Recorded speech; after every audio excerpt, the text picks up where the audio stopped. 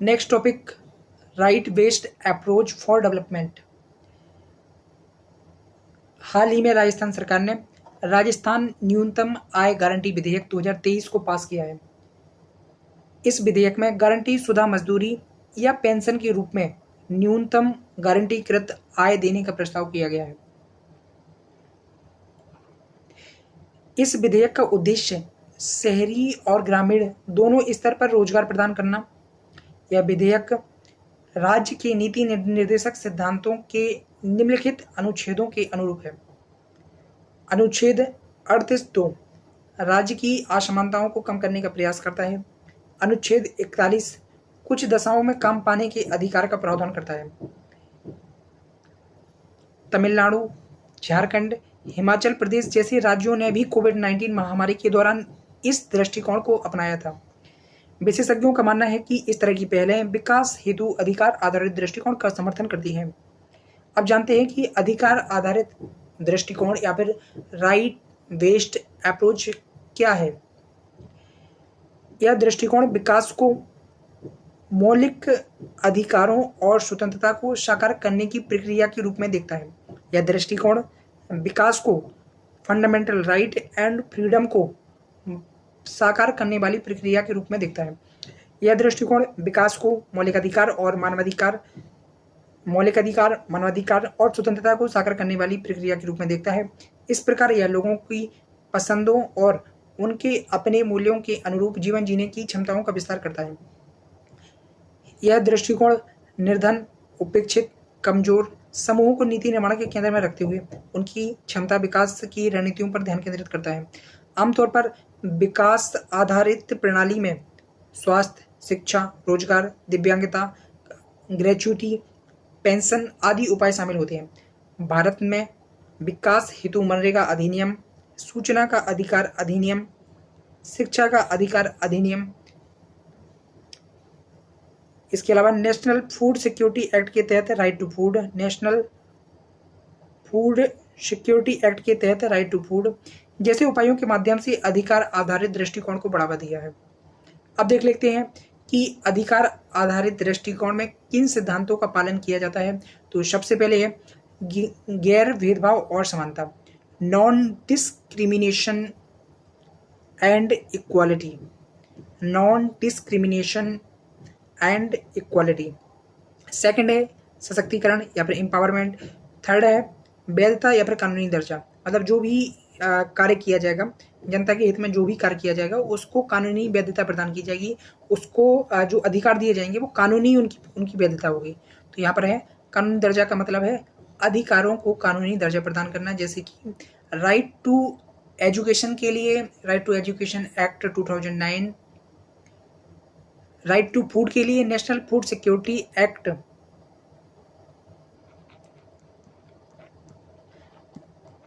National food security act 2013 को पेश किया गया। इसके अलावा है लोगों की भागीदारी इसमें सुनिश्चित की जाएगी, जैसे कि राइट टू इंफॉर्मेशन के तहत लोगों की भागीदारी से ही उस एक्ट के क्रियान्वयन का प्रावधान किया गया है। इसके अलावा है सरकार की जवाबदेही सुनिश्चित की जाएगी, जैसे कि समयबद्ध तरीके से जनता के अधिकार का निष्पादन करना। सेकंड, यदि जनता के अधिकार की उपेक्षा होती है तो उसके लिए शिकायत निवारण तंत्र दे देना। यदि कोई अधिकार मूल अधिकार के रूप में शामिल कर दिया गया है, जैसे कि शिक्षा के अधिकार को मूल अधिकार के रूप में शामिल किया गया है, तो इसके बाद उस अधिकार की शिकायत के लिए न्यायालय भी जाया जा सकता है। भारत में अधिकार आधारित दृष्टिकोण की दिशा में किए गए कुछ काम, तो सबसे पहले है सूचना का अधिकार अधिनियम। इसके बाद है मनरेगा। तो मनरेगा एक प्रकार से ग्रामीण लोगों को रोजगार की गारंटी देता है। इसके बाद है वन अधिकार संरक्षण अधिनियम 2006। इसके बाद है शिक्षा का अधिकार अधिनियम। इसके बाद है राइट टू फूड, और राइट टू फूड के लिए कौन सा एक्ट आया है, राष्ट्रीय खाद्य सुरक्षा अधिनियम 2013।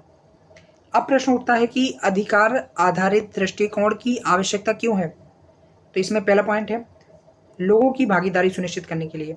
तो डेमोक्रेसी में लोगों की भागीदारी महत्वपूर्ण होती है, और लोगों की भागीदारी सुनिश्चित करने और लोगों को भागीदारी को प्रोत्साहन देने के लिए आपको उन्हें अधिकार देना आवश्यक है। तो सबसे पहले क्यों आवश्यकता है? तो इसकी लोगों की भागीदारी बढ़ावा देने के लिए। इस दृष्टिकोण के तहत ऐसा माना जाता है कि लोग सेवाओं के केवल प्राप्तकर्ता होने की बजाय विकास प्रक्रिया के भागीदार हैं। ठीक है। इसके अलावा एक पॉइंट क्या है, नवलोक प्रबंधन। तो नवलोक प्रबंधन में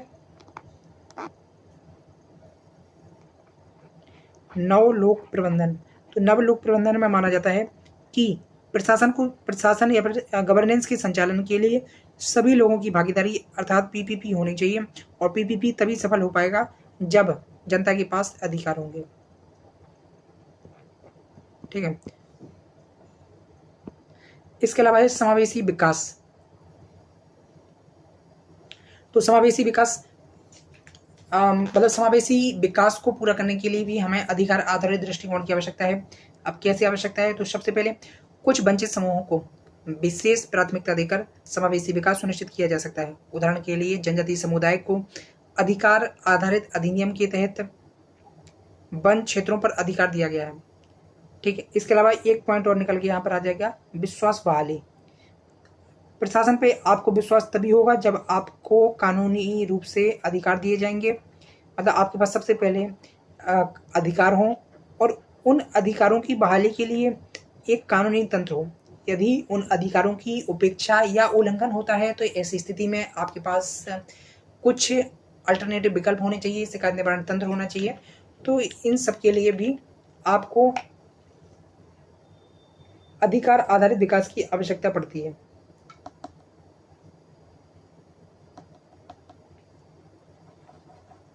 नेक्स्ट है गरीबी में कमी।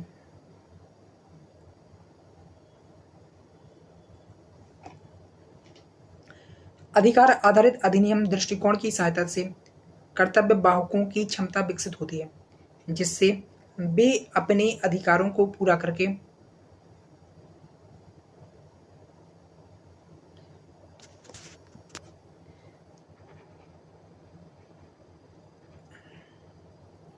अधिकार आधारित सामाजिक सुरक्षा प्रणाली जनांगीकी से संबंधित कई चुनौतियों को, जो नई चुनौतियां हैं जैसे कि वृद्धावस्था और बदलती पारिवारिक संरचनाओं से बेहतर तरीके से निपटती है।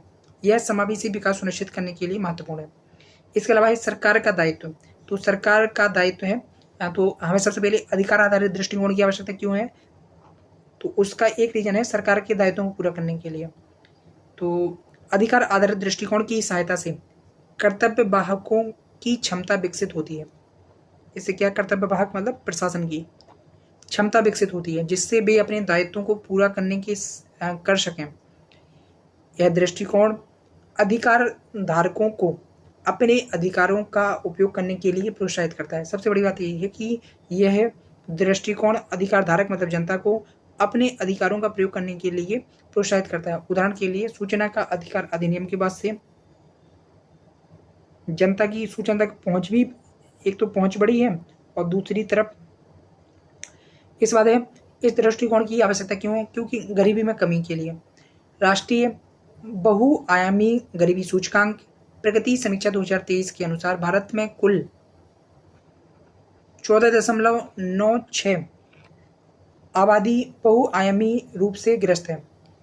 ग्रामीण गरीबी एक पीढ़ी से दूसरी पीढ़ी तक स्थानांतरित होती है। अधिकार आधारित दृष्टिकोण इस चक्र को तोड़ने में सक्षम है।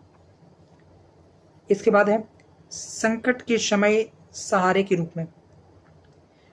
उदाहरण के लिए भारत सरकार कोविड-19 के दौरान राष्ट्रीय खाद्य सुरक्षा अधिनियम को अन्य लाभार्थियों तक विस्तारित करने और खाद्यान्न आवंटन को बढ़ाने में सक्षम रही है। अधिकार आधारित दृष्टिकोण जो विकास का एक दृष्टिकोण हो, उसमें क्या चुनौतियां हैं? तो सबसे पहले है विकास से समझौता। कल्याणकारी योजनाओं के तहत है, तो यह चुनौती कैसे? विकास से समझौता एक चुनौती है, विकास से समझौता। और ये विकास से समझौता चुनौती कैसे बनती है? कल्याणकारी योजनाओं के तहत वस्तुओं के बड़े पैमाने पर वितरण से सरकारी खजाने पर बोझ बढ़ता है। इसके कारण विकास संबंधी दीर्घकालिक पहलों के लिए कम धन बचता है।